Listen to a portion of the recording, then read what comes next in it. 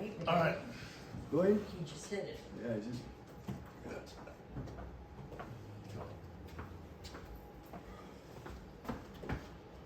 Hey, Rick, I'm an addict, Hey, recovered addict.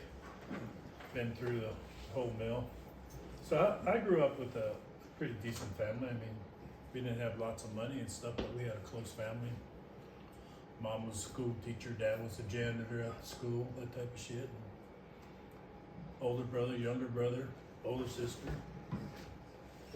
We lived in Michigan until I was about 10 and we moved to California and life changed after that a lot. You know, it seemed like it was snow from Halloween to Easter. Yeah, back there it snows. Go down the road and the snow piles are so high you can't see nothing. But I never thought I'd be into drugs. Just one of those kids, didn't think of it. Parents didn't do it, dad didn't drink, no smoking at home, none of that kind of stuff. But I kept getting hurt. They kept giving me pain pills. Pretty soon I figured out you could take those little, if I remember what they were called, Darbons or something like that, and it was a capsule. You take it apart, and the dope was the pill in the middle of it. The rest was the aspirin or something like that. And they make me pretty mellow.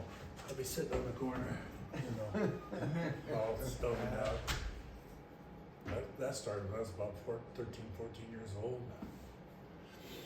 And then started stealing bicycles and repainting them and selling them again and stuff. And my parents were foster parents, and we had a lot of infants at home and a lot of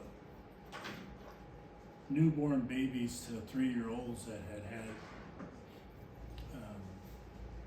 fetal alcohol syndrome. They were born hooked on heroin and stuff like that. And I see these little kids go through all this stuff. I'm talking about a little kid, infant. I didn't really know much about drugs. We get out to California and stuff, but by the time I hit high school, I met a lot of people that were into drugs. That was the 60s. They were having those Maranatha parties, which were tent revivals and stuff like that, but people were there were smoking pot like it was going out of style. And you went, man, next thing you know, they're smoking it. And then you're looking for it. When I was in Southern California and I was got a driver's license stuff, I'd go down to my friend Julio's house on the other side of the border and get car parts to bring back to San Diego and shit. Car parts. Yeah. You know, just kept getting more and more into cars, and used to we'd go out and steal car parts at night. My mom would ask, what are you doing? So I'm going to work, Mom. Where are you working at? Well, Midnight Auto. Midnight Auto. I used to have one of those. Yeah, Mom thought there really was a place called Midnight Auto. There was. You know, we were stealing cars. I can remember I went out and slid under this car and popped the transmission out of it. Next morning I took it to the swap meet. Some dude comes walking up, goes over, fixes the transmission up, and walks away, and my dad looked at me and said, what's that all about? I said, don't worry about it. Don't worry about it. It was kind of a mess. And then made it through school. Our couple of years end of high school, they had teacher strikes. We'd go to the beach and just go terrorize whatever.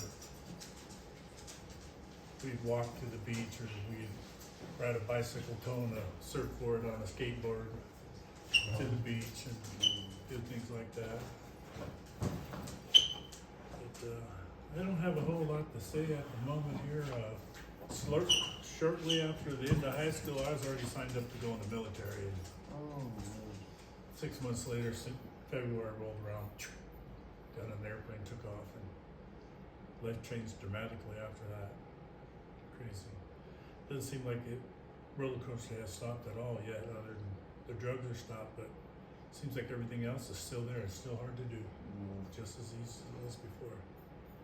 But that's all I got tonight. Yeah. Leo. Thank you. Hey, Rick. All right.